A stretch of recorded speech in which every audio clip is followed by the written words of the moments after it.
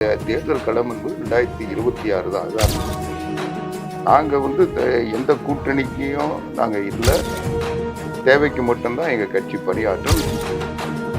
ஓப்பனி சொல்லி எதுதான் ஓட்டு போட்டு சொல்றீங்க? அவரே 80 தேர்தலில் தோத்தாரு.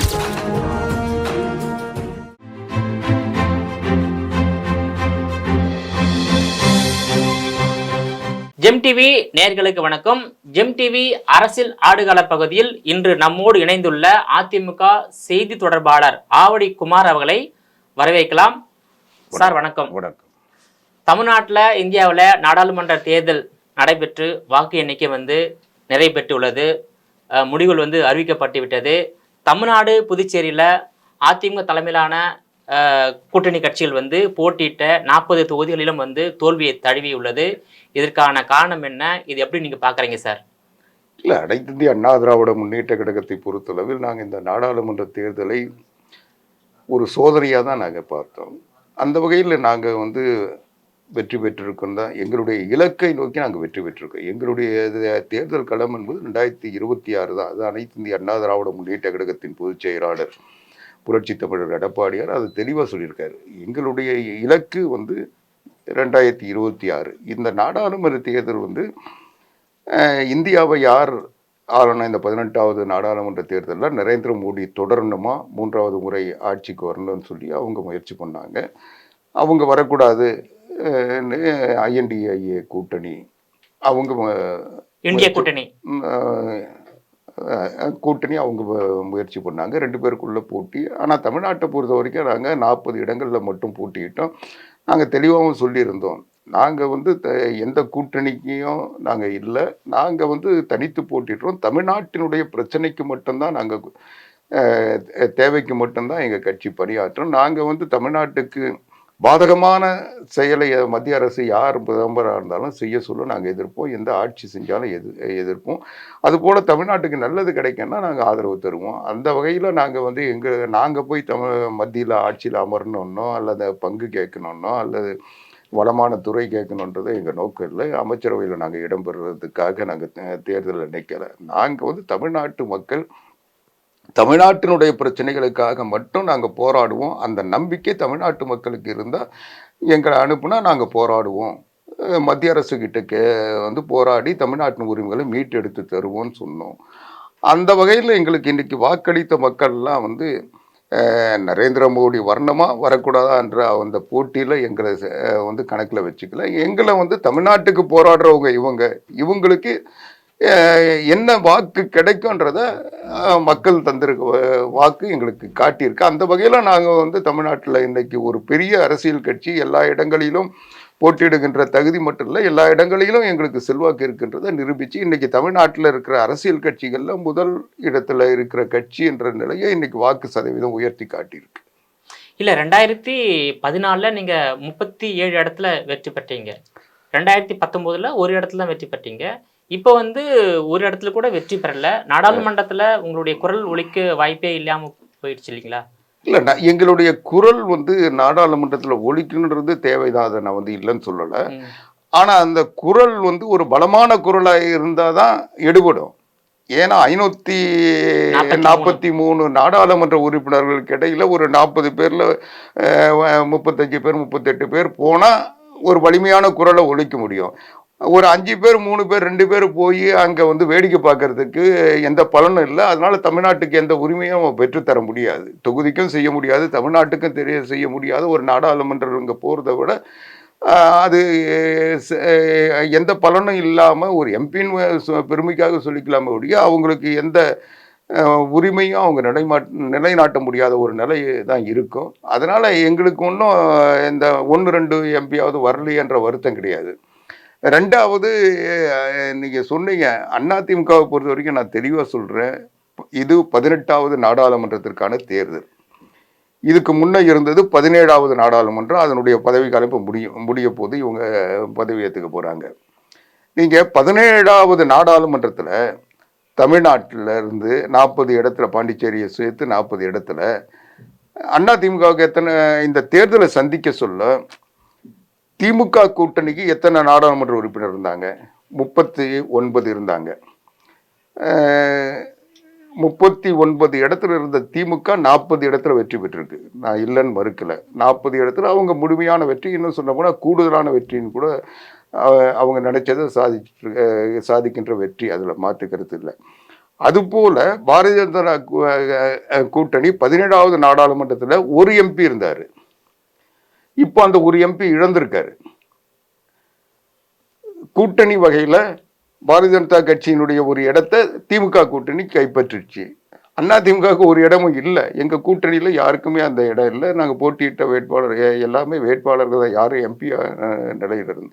அதனால் எங்களுக்கு எந்த 17வது நாடாளுமன்றத்தில் இருந்து நாங்கள் இழப்பு எதுவும் எங்களுக்கு இல்லை.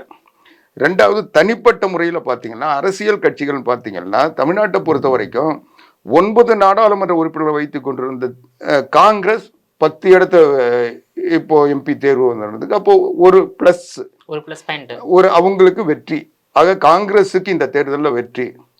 திமுகவை பொறுத்த வரைக்கும் போன தேர்தலில் 24 எம்பிஸ் இருந்தாங்க. இப்போ எத்தனை எம்பிஸ் போயிருக்காங்க? அவங்க சின்னத்துல 22 பேர். இப்போ சின்னத்துல 22, திமுக 21. ஆக 22 வச்சுக்கலாம். 22 பேர். அப்போ -2. அப்போ திமுக கூட்டணிக்கு மிகப்பெரிய வெற்றி, 100% வெற்றி. ஆனா திமுகவுக்கு தனிப்பட்ட முறையில் 24லேருந்து 22 மைனஸ். 17வது நாடாளுமன்றத்தில் 24 உறுப்பினர்களை கொண்டிருந்த திமுக இன்னைக்கு 18வது நாடாளுமன்றத்தில் 22 பேரோட போய் அமர போறாங்க. அப்போ சரிவு தொடங்கிடுச்சு, கவுண்ட் டவுன் ஸ்டார்ட்ன்றாங்க. ஆக திமுகவுக்கு தான் வந்து இது இழப்பும் பாதிப்பும் தோல்வியும் இருக்கே தவிர அதிமுகவுக்கு இல்லை. அதிமுகவுக்கு 17வது நாடாளுமன்றத்திலையும் இந்த தேர்தலை போட்டியிட சொல்ல யாரும் எம்பி இல்லை, இப்பவும் இல்லை.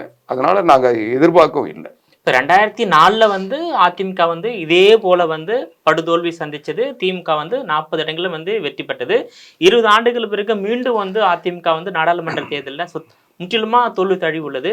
ஏன் நாடாளுமன்ற தேர்தலில் அதிமுக தொடர்ந்து தோல்வி வருகிறது? இல்லை, தோல்வி வெற்றி தோல்வி என்றது ஒரு கட்சியை வந்து பாதிக்க செய்யுன்றது நான் ஏற்றுக்கிறேன். ஆனால் அந்த பாதிப்பு மட்டும் ஒரு கட்சியை பலகீனப்படுத்திடாது. ஒரு கட்சியினுடைய அதிமுகவை பொறுத்த வரைக்கும் நாங்கள் தோல்விகள், கடுமையான சோதனைகள் தோல்விகள்லாம் சந்தித்து வந்து பழகின கட்சி. ரெண்டாவது, நீங்கள் இந்த திமுக கூட்டணியை பொறுத்த வரைக்கும் நீங்கள் கடந்த தேர்தலில் நாங்கள் பெற்ற வாக்குகளை விட இந்த தேர்தலில் அதிகமான வாக்குகள் பெற்றிருக்கோம். 2019 நாடாளுமன்ற தேர்தலில் 17வது நாடாளுமன்ற தேர்தலில் நாங்கள் 19.39% என்னவோ வாக்கு தான், 19 சொல்கிற 20க்குள்ள இந்த முறை கூடுதல் வாக்கு பெற்றிருக்கோம்.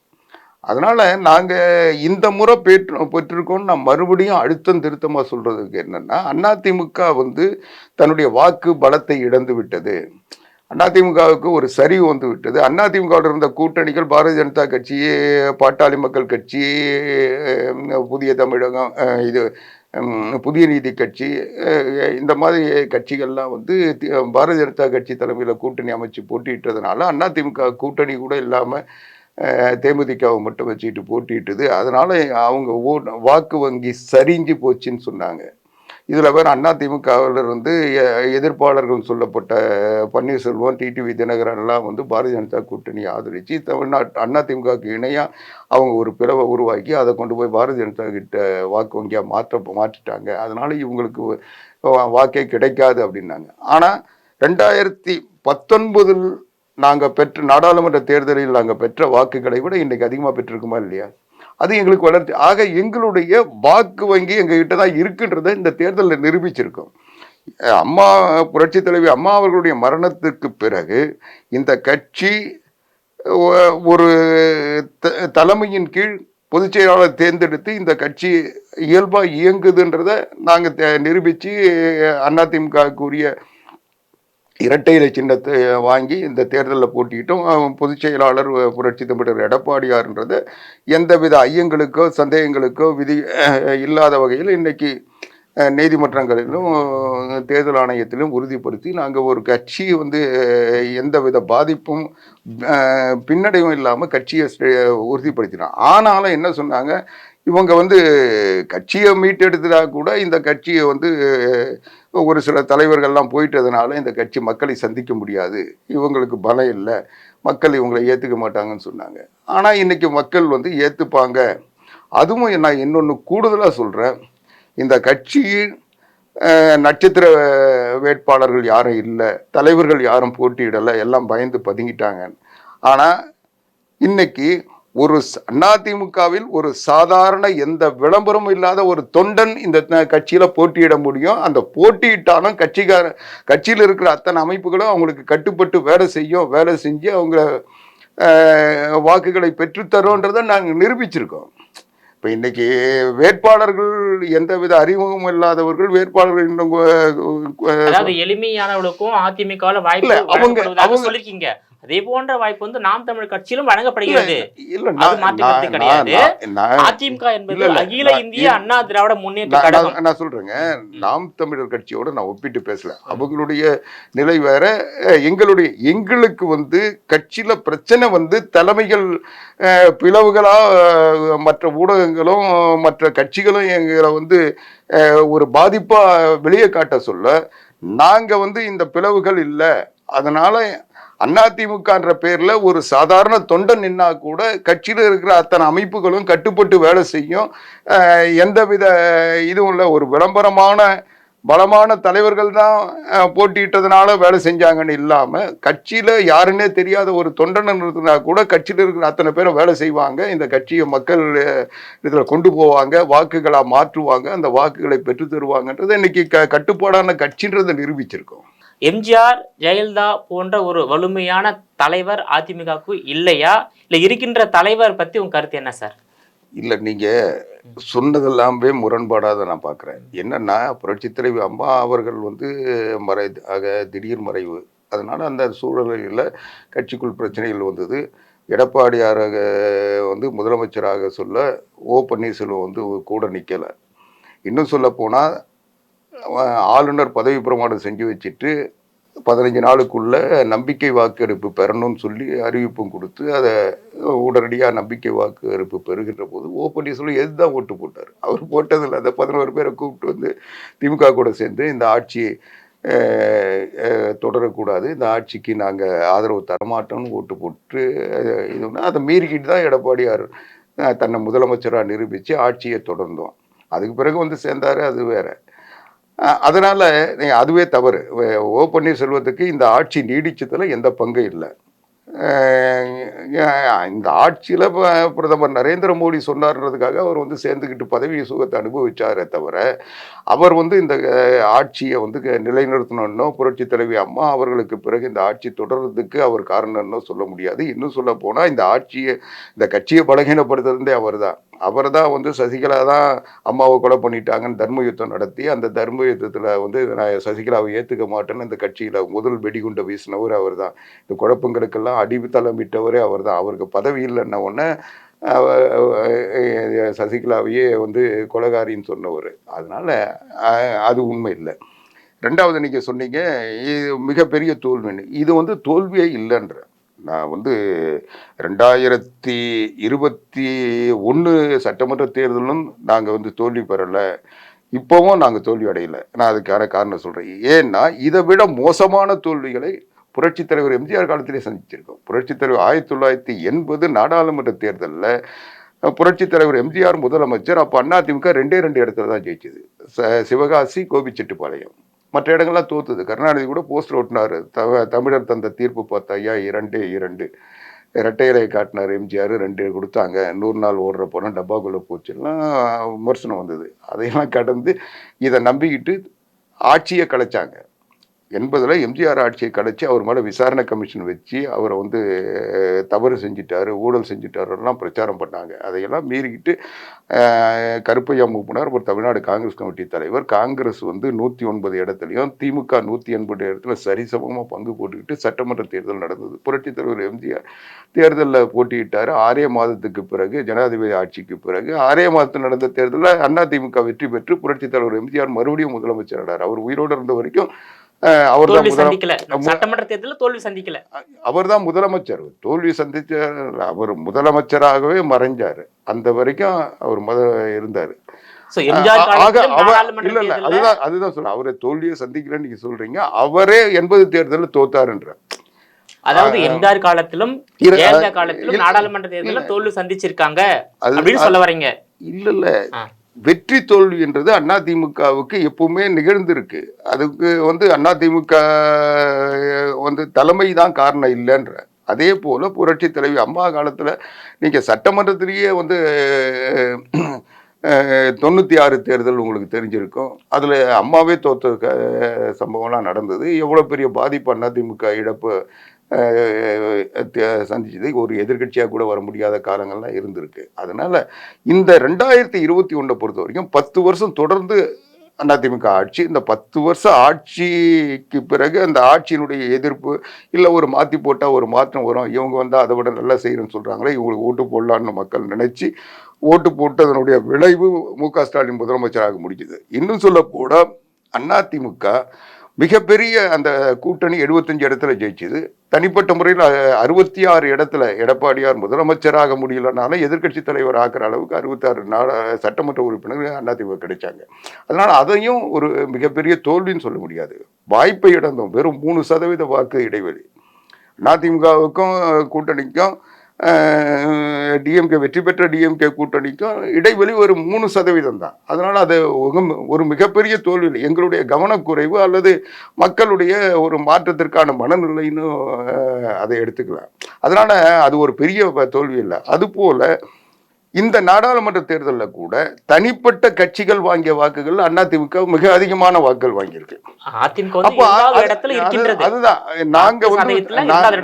நாங்க தெளிவா சொல்றோம்.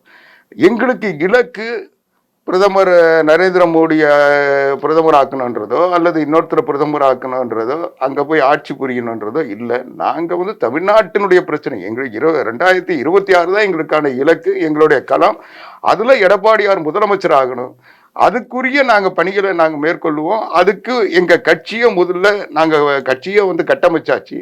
அதை மக்களிடம் கொண்டு போய் சேர்த்தது சரியா இல்லையான்றதை மக்கள் ஏற்றுக்கிட்டாங்க இல்லையான்றதை, எங்களுக்கு என்ன வாக்கு இருக்கு, எங்கள் கட்சிக்கு தனிப்பட்ட முறையில் என்ன வாக்கு இருக்குன்றதை இந்த தேர்தல் மூலமாக நாங்கள் தெரிஞ்சுக்கிட்டோம். அதனால எங்களுக்கு இதில் இருக்கிற பின்னடைவுகள் என்ன, இதுக்கு என்ன காரணன்றதை நாங்கள் தொடர்ந்து அதை பரிசீலனை செய்ய சொல்ல 2026 தேர்தலை நாங்கள் இலகுவாக எதிர்கொள்ள முடியும். அதற்குரிய சூழலை நாங்கள் வகுப்பதற்கு இது ஒரு அடிப்படை அமைச்சு தந்திருக்கு. அதனால இந்த தேர்தலை பொறுத்த வரைக்கும் நாங்கள் இழந்தது எதுவும் இல்லை. நாங்கள் ஈட்டிய அனுபவம் என்பது மிகப்பெரியது. தமிழ்நாட்டினுடைய தேர்தல்களை எப்படி இருக்கு, இன்னைக்கு இருக்கிற அரசியல் கட்சிகளுக்கு மக்களிடம் என்ன செல்வாக்கு இருக்கு, இந்த கூட்டணி பலத்தால மட்டும்தான் திமுக ஜெயிச்சிருக்கு. ஆனால் திமுக தனிப்பட்ட வகையில் இன்றைக்கு ஒரு பலகீனமான கட்சியா இருக்கு. அதனுடைய 24 இடத்துல இருந்து 22 இடத்துக்கு சரிஞ்சு வந்திருக்கு. அதுவே அவங்களுக்கு ஒரு தோல்வி. எனவே இந்த நிலையில அவங்க இந்த 18வது நாடாளுமன்ற தேர்தல் பற்றிய இந்த தயாரிப்பு ஆரம்பிச்ச நேரத்தில் காங்கிரஸுக்கு அடுத்து மேஜர் பார்ட்னர் திமுகன்னு சொன்னாங்க. இந்தியாவின் யார் பிரதமர் என்ற முடிவு பண்ணுறத காங்கிரஸுக்கு அடுத்து திமுக ஸ்டாலின் தான் முடிவு பண்ணுவார். அவங்களுக்கு அடுத்து இவங்க பெரிய கட்சி ஆகணும், அதனால 30 இடத்துல போட்டியிடணும், 35 இடத்துல போட்டியிடணும்னு சொன்ன திமுக கடைசியில் 21 இடத்துல போட்டியிடுற நிலைக்கு கொண்டு வந்ததுன்னா அது புரட்சி தமிழர் அண்ணன் எடப்பாடியார் எடுத்த அரசியல் நடவடிக்கை, அவருடைய அரசியல் ராஜதந்திரத்துக்கு கிடைத்த வெற்றி. பாரதிய ஜனதா கட்சியிலிருந்து அவர் வெளியே வந்ததுனால தான் திமுக தன்னுடைய எண்ணத்தை நிறைவேற்ற முடியாத ஸ்டாலின் இன்றைக்கு ஒரு பலமிழந்த தலைவராக மாற்றுவதற்கு, திமுகவினுடைய எண்ணிக்கை குறைவதற்கு எங்களுடைய அரசியல் வியூகம் அண்ணன் எடப்பாடியார் எடுத்த நடவடிக்கை காரணம். இன்னும் சொல்ல போனா இன்னைக்கு 2 இடத்துல போட்டியிட்டது. 17வது நாடாளுமன்றத்தில் விடுதலை சிறுத்தைகள் 2 இடத்துல போட்டியிட்டது. இப்போவும் 2 இடத்துல போட்டியிட்டது. அப்பவும் வெற்றி பெற்றது, இப்பவும் வெற்றி பெற்றது. ஆனால் அப்போ வெற்றி பெற்ற போது அங்கீகாரம் பெற முடியல. ஆனா இப்போ அங்கீகாரம் கிடைக்கும். என்னன்னா 2 இடத்துல, ஒரு இடத்துல ரவிக்குமார் உதயசூரியன்ல போட்டியிட்டாரு. இப்போ அதிமுக இந்த நிலையை எடுத்ததுனால அவங்க தைரியமா கேட்டு 2 இடத்துலயும் போட்டியிட்டாங்க. அதனுடைய விளைவு இன்னைக்கு அங்கீகாரம் கிடைச்சிருக்கு. அந்த அங்கீகாரத்தை கிடைக்கிற அளவுக்கு இன்னைக்கு அவங்களுக்கு ஒரு தன்னுடைய தனித்துவத்தை பேசுறதுக்கு கூட அதிமுக எடுத்த அரசியல் நடவடிக்கை தான் காரணம். இதுதான் மதிமுகவும். இன்னைக்கு மதிமுக சரி, விடுதலை சிறுத்தைகளாக இருந்தாலும் சரி, கம்யூனிஸ்டுகளாக இருந்தாலும் சரி, அவங்கெல்லாம் அவங்கவுங்க சின்னத்தில் போட்டியிட்டு வெற்றி பெற்ற அந்த 18 பேர்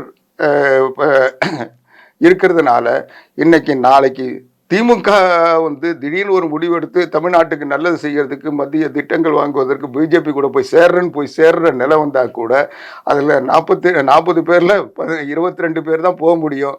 18 பேர் வந்து காங்கிரஸ் உள்பட கம்யூனிஸ்டுகள்லாம் அவங்க திமுக வளைப்புக்கு போக மாட்டாங்க.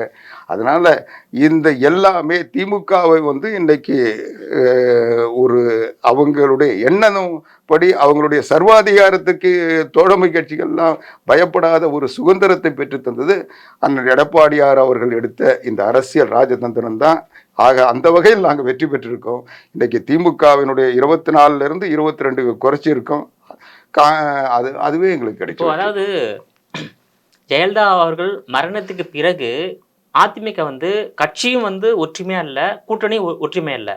ஆனால் திமுகவில் 2018 கலைஞர் மறைவுக்கு பிறகு கட்சி வந்து அது பிறகு மு.க. ஸ்டாலின் வந்து தலைமையிலான திமுக வந்து கட்சி வந்து கட்டுக்கோப்பாக இருக்குது, கூட்டணியும் கட்டுக்கோப்பாக இருக்குது, ஆட்சியை வந்து கைப்பற்றிருக்காரு. 2021 வெற்றி, 2024 வெற்றி, உள்ளாட்சி தேர்தல் வெற்றி. ஆனால் அதிமுகவில் அந்த மாதிரி இல்லையே. ஜெயலலிதா மரணத்துக்கு பிறகு அதிமுகவில் 4 பிளவு ஏற்பட்டுள்ளது. ஒரு பக்கம் சசிகலா, ஒரு பக்கம் டிடி தினகரன், ஒரு பக்கம் வந்து ஓ பன்னீர்செல்வம், ஒரு பக்கம் வந்து எடப்பாடி பழனிசாமி வந்து கட்சி கைப்பற்றிருக்காரு.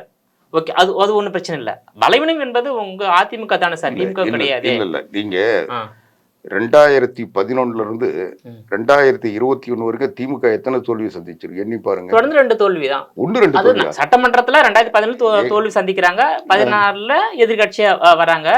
அதே போல வந்து 2004 வந்து திமுக நாடாளுமன்ற தேர்தலில் முழுமை வெற்றி பெறாங்க. 2009 திமுக வந்து 27 இடத்துல வெற்றி பெறாங்க, அதிமுக 12 இடத்துல வெற்றி பெறாங்க.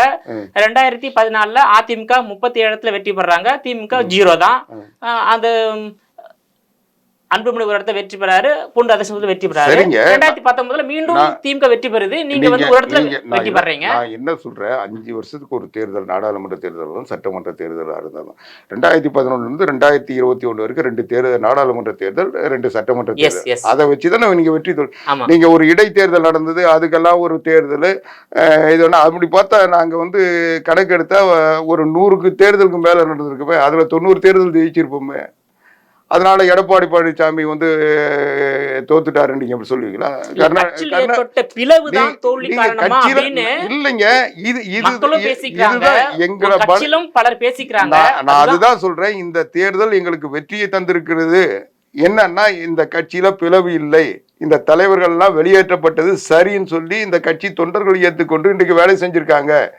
இன்னைக்கு வந்து ஒரு சாதாரண தொண்டனை எடப்பாடி பழனிசாமி அவர்கள் வேட்பாளராக அறிவித்தால் இந்த கட்சி அவர் பின்னால போய் நின்று வேலை செய்யும்ன்றதை நாங்கள் காட்டியிருக்கோம்.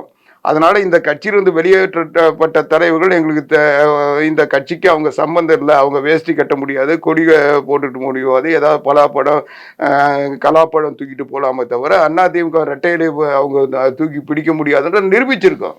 ஓகே சார், எம்ஜிஆர் வரிசையில எடப்பாடி பழனிசாமி அவர்கள் ஆளுமை மிக்க தலைவரா கட்சியை கைப்பற்றியுள்ள எடப்பாடி பழனிசாமி அவர்கள் ஆட்சி கைப்பற்ற வாய்ப்பு இருக்கா?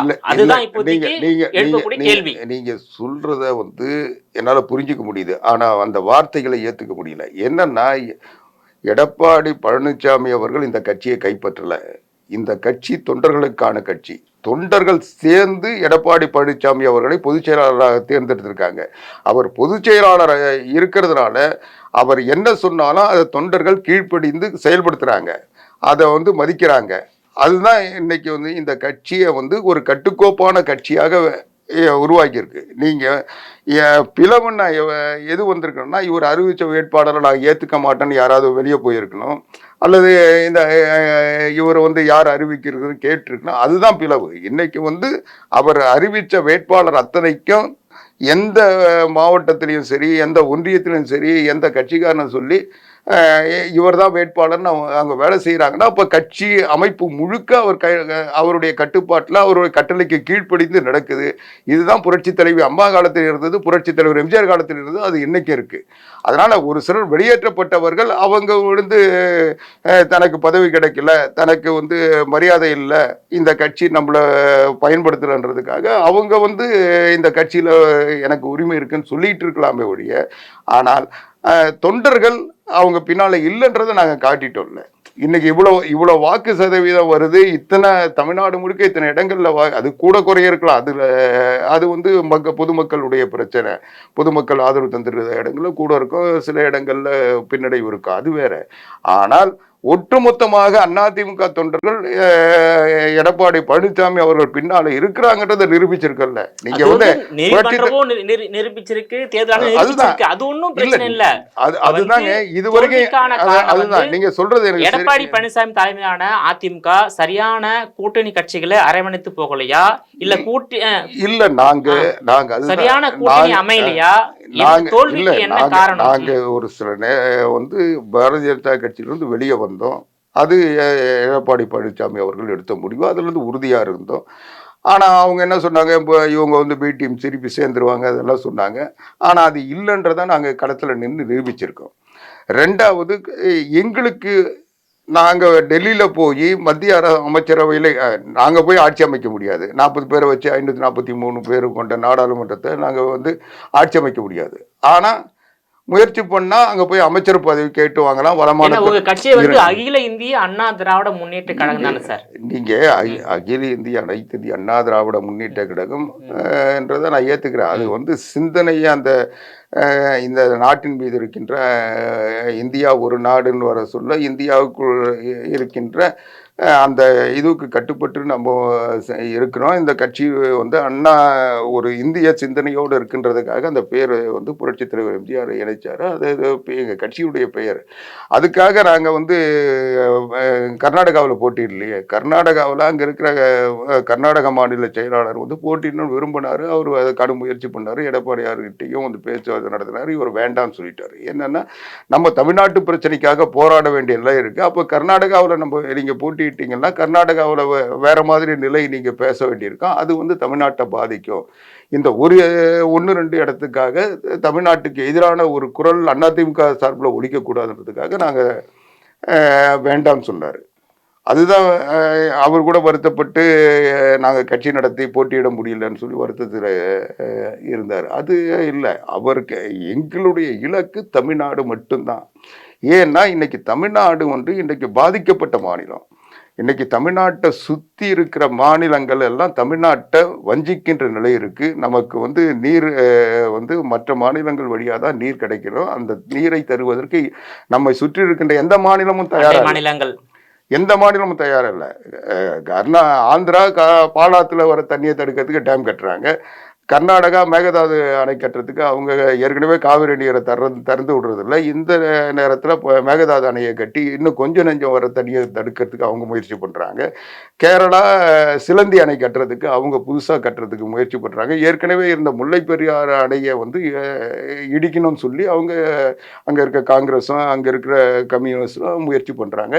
இப்படி எல்லா மாநிலமும் நமக்கு எதிராக இருக்க சொல்ல நாம் வந்து இந்த கட்சிகளோட கூட்டு சேர்ந்தா நாளைக்கு அவங்க கிட்ட கேட்க முடியாத ஒரு நிலை வந்துடும். அதனால எங்களுக்கு எந்த கட்சியோட அதுவும் குறிப்பாக தேசிய கட்சிகளோடு நாங்கள் கூட்டணியை வச்சுக்க மாட்டோம். ஏன்னா கூட்டணி வச்சுக்கிட்டா அவங்க எடுக்கிற முடிவுகளுக்கு தோழமை கட்சின்ற முறையில் உறவு காரணமாக கூட்டணி காரணமாக அவங்களுக்கு நம்ம இணக்கமாக போக வேண்டிய நிலைமை வருது. அந்த நிலைமை வேண்டாம். நம்ம நல்லதோ கெட்டதோ நம்ம தமிழ்நாட்டு மக்களுக்காக பணியாற்றுறோம். அவங்க என்ன சொல்கிறாங்களோ அது மட்டும் நம்முடைய பணியாக இருக்கட்டும். தமிழ்நாட்டுக்கு எது தேவையோ அதை மட்டும் போராடுவோம், பெறுவோம். அந்த நிலையோடு நிற்போன்றது அவருடைய முடிவு. அதனால தான் வந்து தேசிய கட்சியோட கூட்டணி இல்லைன்னு சொல்லிட்டு வெளியே வந்தார். இப்போ வந்து 2011 முதல் 21 வரையில் தமிழ்நாட்டில் ஆளுங்கட்சியாக இருந்த அதிமுக 2021 ஆட்சி இழந்து எதிர்கட்சியாக வந்துள்ளது. உள்ளாட்சி தேர்தலிலும் தோல்வி தழுவியிருக்கீங்க. 2024 தற்போது நடைபெற்ற நாடாளுமன்ற தேர்தலிலும் 40 இடங்களிலும் தோல்வி தழுவியிருக்கீங்க. இந்த தோல்விக்கு பிறகு அதிமுக ஏற்பட்டுள்ள பிளவு இருக்கு இல்லையா, அதாவது எடப்பாடி பழனிசாமி தலைமையிலான அதிமுகவில் ஓபிஎஸ் அணியையோ அல்லது டிடி தினகரன் கட்சி சசிகலா கட்சியை இணைத்து கொள்ள வாய்ப்பு இருக்கா வருங்கால? நீங்க சொல்றதுல அதிமுகவோட பிளவு இல்லை. நான் தெளிவா உங்களுக்கு சொல்லிட்டேன், பிளவு இல்லை. அவங்க எல்லாம் ஆனா உங்க அதுதான் சொல்றேன், சில வெளியேற்றங்கள் நடந்திருக்கு.